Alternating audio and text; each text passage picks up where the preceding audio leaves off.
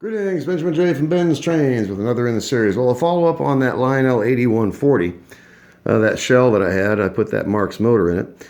First of all, you can see I've blocked out the 8 and the 0, and I've renumbered this. It is now the number 14. I guess this would be the Larks 14. It's a Lionel shell with a Marx motor.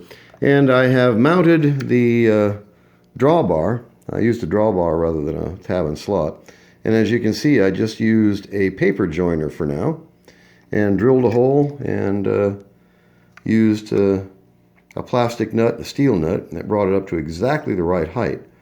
And then just put that paper joiner through there and folded it over on the inside. So it's really, really simple. Best of all, of course, is the fact that it works. So the rear mounting plate is epoxied in place. Haven't finalized the front mount yet because I'm not sure if I'm going to use screws or the plate that goes across the front of the motor. We will see. I'm going to run it for a day or so just to see how it runs. But so far, so good. This is actually running really well considering it's made just out of parts. So let's take this around. Still pulling 12 cars, of course. But it has its drawbar now. As you can see, that runs really, really well. It's smooth, it's quiet, it looks nice. It has a working headlight. So for being made completely out of junk parts, we really can't beat this. It is running really, really well, as you can see.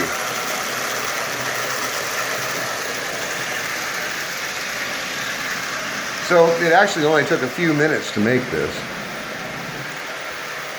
I just got the drawbar mounted.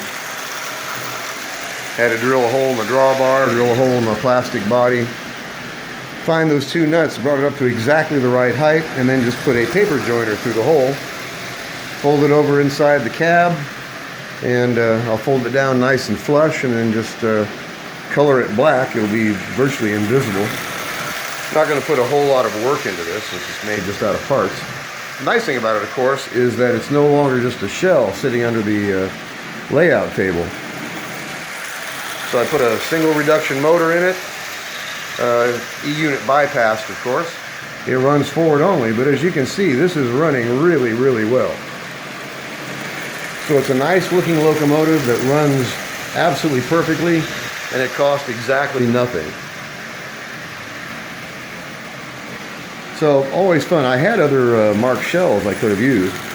I had a 400 shell, a couple 490 shells, but without a motor, this 8140 was going to sit there for months, if not years, because I don't go looking for Lionel motors. So to find a motor for it was going to be virtually impossible. So I figured I would just put a Marx motor in it. And it didn't take long to do this, about an hour, I guess, to mount the motor. A few minutes to mount that new drawbar, and it's up and running. Blocked out the first and the last number on the 8140, so it's now the Larks number 14. But it runs well, it looks okay, it has a working headlight, pulling 12 cars with no problem at all. Like I said, it runs quiet and it runs really smoothly.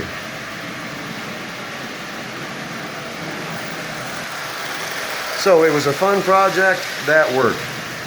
It has a slot in the top of the shell, of course, where the original switch went. So there's really not much I can do with that. There's also the screw hole where the original motor mounted. So there's not much I can do with that. And of course the bell is missing. But for being made completely out of just junk parts, that doesn't look bad. It runs nice. It looks more than acceptable. I don't think anybody would object to owning this, especially for the cost of being free. So it looks nice. It runs really, really well. Like I said, really quiet and really smoothly, as you can see. So an old Marx motor, E-unit bypass, so it runs forward only.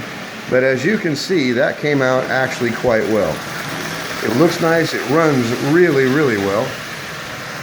So I had the fun of building it, and it didn't cost anything. And this is the fun part. When you put something together out of junk or put something together out of parts, it's finished. You can just kick back and watch this thing run, pulling a consist around your layout. So it was a lot of fun to do this, all together, probably an hour and a half of my time. Most of it was just fiddly stuff. You have to fabricate that rear mount to fit inside that shell for the motor. And then epoxy things into place. A lot of trial and error fitting. But that's the fun part.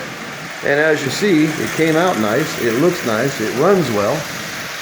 It has plenty of power. It's pulling this consist with no problem at all.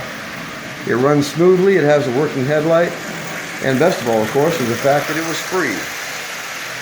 So I'm pleased with it. It was a lot of fun to do this. I encourage anyone, if you're not afraid to get your hands dirty, see what you can make out of the parts you have.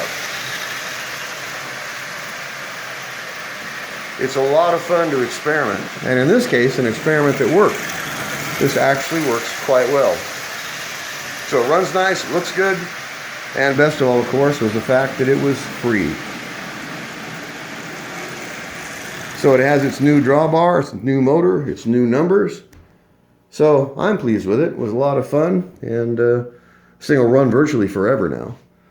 And I don't know if I'm going to put the screws across the front, drill holes and mount screws, or put the plate across the front of the motor. Putting the plate across will be the easiest part, and I can just make one, if nothing else, out of a hacksaw blade. But in the meantime, the motor is mounted. I'm not going to put a lot more work into this. The motor's mounted, it runs well, it looks nice, it was a lot of fun to do it, and it's pulling with no problem at all. So without that motor in it, this shell would have sat under the layout for who knows how long. Months, years, very likely. So it just added one more locomotive to the collection. So I'll run this for a day to make sure no bugs develop in it. I don't foresee anything happening. It's running smoothly. No problem of any kind with it, in fact. So just want to do a follow-up video. As always, if you have any questions, feel free to drop me an email. BENZTRAINZ@gmail.com. And as always, thank you for watching.